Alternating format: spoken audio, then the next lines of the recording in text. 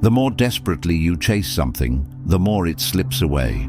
Not because you're failing, but because desire, when rooted in lack, pushes rather than receives. You reach out with clenched hands, trying to grasp what you want, only to watch it drain through your fingers like water.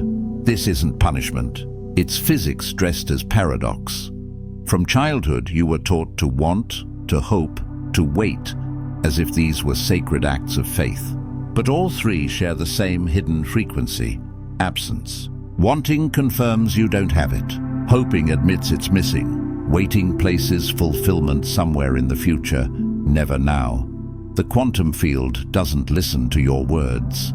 It responds to your state of being. And so, millions vibrate in perfect harmony with lack, while believing they're summoning abundance. This is where the old story cracks open. Ancient mystics and modern physicists agree. Manifestation isn't about desire, it's about embodiment. Neville Goddard didn't say wish for it. He said, assume the feeling of the wish fulfilled. That shift is everything. Wishing keeps you outside the door. Assuming places you already inside. Think of the universe as a mirror. Smile, and it smiles back instantly. You don't beg the reflection to change. You don't pray for it to one day show joy. It simply mirrors what you are. The cosmos works the same way. It's not a vending machine that dispenses dreams for enough effort or longing. It's a mirror that reflects your inner frequency, without bias, without delay. And here's the trap. Most try to fake it till they make it. They recite affirmations while doubt hums in their chest. They visualize abundance while their breath stays shallow with anxiety. No wonder they feel stuck.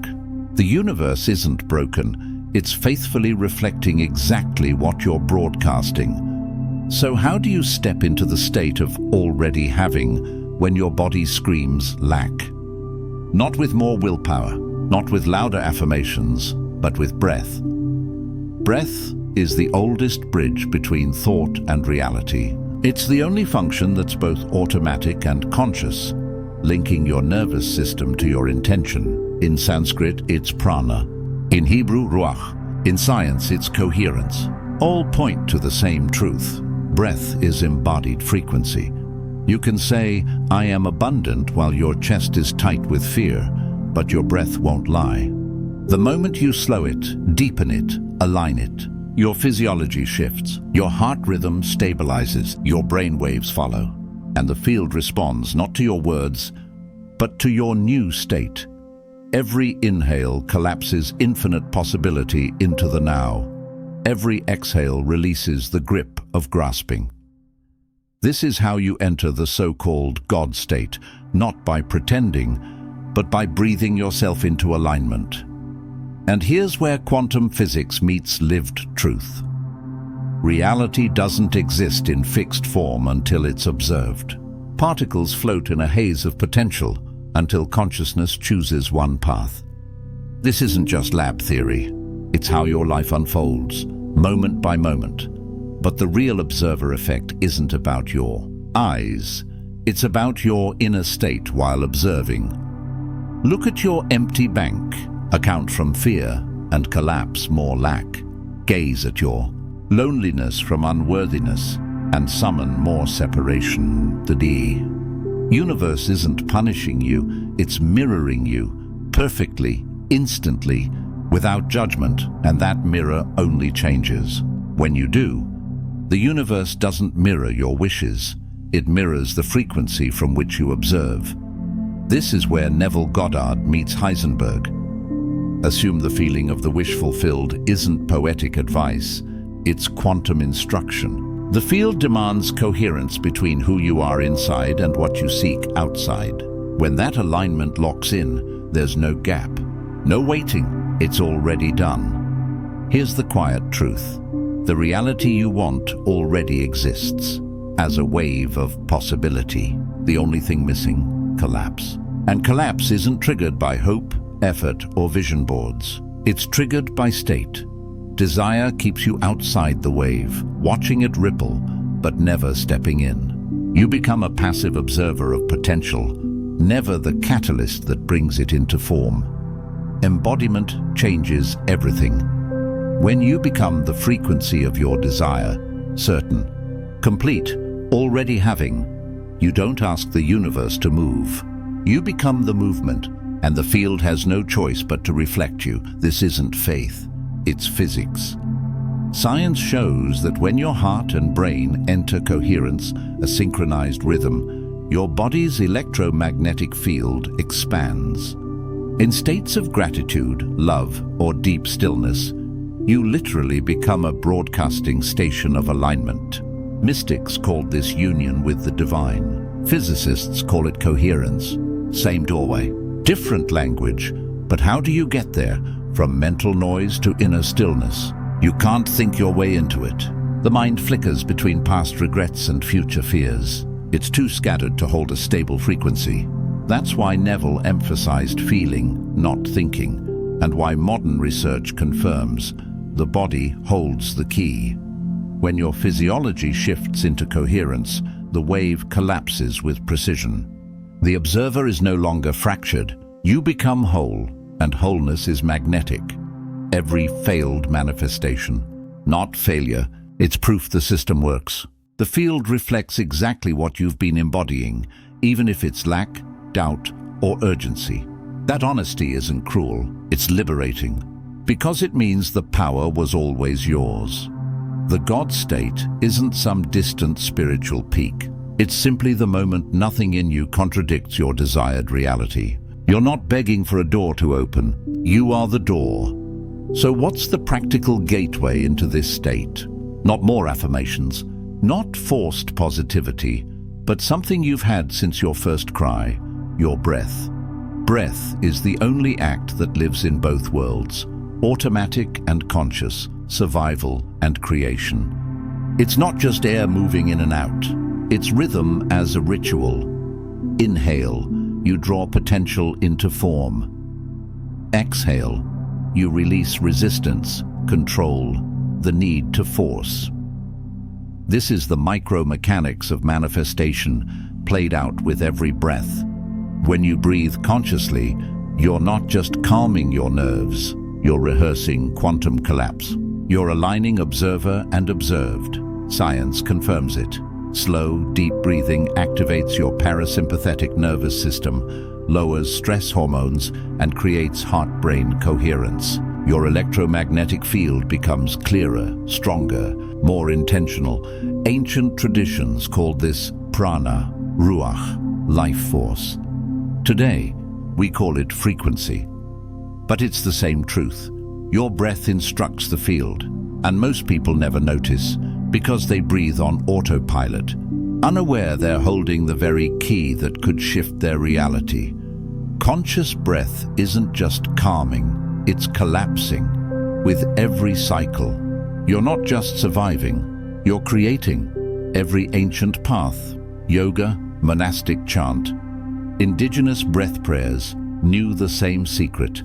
Breath is the signature of presence. And in manifestation, presence is the only currency that collapses reality. You already breathe. But mechanical breathing keeps you in survival, shallow, reactive, broadcasting incoherence. Conscious breath, it flips the signal. It tells every cell you are safe. You are whole. You are already aligned. The difference isn't whether you breathe, but what you anchor into the rhythm. This is where the I am breathing ritual begins, not as a mental trick, but as a somatic declaration. Close your eyes. Inhale slowly through your nose, not just air, but identity. At the peak, silently hold the word I, the pure awareness of being, the observer stepping into power. Then exhale through your mouth, long and steady, releasing I am. Not as hope, but as completion. I am, not I want, not someday. I am, inhale. I, the spark of existence. Exhale, am, the fullness of embodiment. Repeat, let the words dissolve into vibration. Soon it's no longer language, it's frequency moving through your nervous system, reorganizing your field from the inside out. Science sees this as heart-brain coherence, theta waves, neural rewiring. Mystics call it opening the channel to the divine. Both describe the same shift. You stop asking for change and become the change. This ritual works because it bypasses the doubting mind and imprints truth directly into the body. You're not pretending. You're breathing as if it's already true. Because in the quantum field, as if is the doorway to is. And here's the invitation, not as performance, but as resonance. If you're ready to move from wishing to vibrating, type in the comments, I am, not for likes. Not for show, but as a silent anchor, a ripple in the collective field. Every I am echoes beyond the screen, reinforcing the frequency of wholeness for everyone who reads it. Even 3 minutes of this practice can reset your state. Do it daily, and your body begins to live from coherence, not as effort, but as default. The breath becomes a quiet, constant declaration, and the universe, ever faithful, mirrors it without delay. But here's what comes next. Once you taste this state, life will test it. Old patterns, frustration, doubt, the ache of why isn't it here yet, will rise again. That frustration isn't failure. It's a cycle revealing itself. Here's the cycle most never see. You want, you push, you wait, nothing shifts. So you want harder. Push faster, wait tighter, and the silence grows louder. This isn't broken manifestation, it's perfect physics. You're broadcasting from lack, disguised as effort. And the field, it doesn't care about your intentions. It mirrors your coherence, pleading, forcing, straining. That's the frequency of separation, and separation is what you get. But here's the liberating twist. Your failures aren't proof the system failed. They're proof it worked flawlessly, reflecting exactly the state you were in. That's not punishment. It's precision. And beneath the discomfort of that truth lies freedom. If you created the cycle, you can break it. Not by doing more, but by being differently. Think of yourself as a radio. You don't beg your favorite station to play. You simply tune in. The God state isn't a place to reach. It's the frequency you were born to carry. Frustration, that's just static from tuning to doubt while demanding a song of abundance. Science confirms it. Frustration creates chaotic heart rhythms, scrambling your signal, presence, gratitude, identity.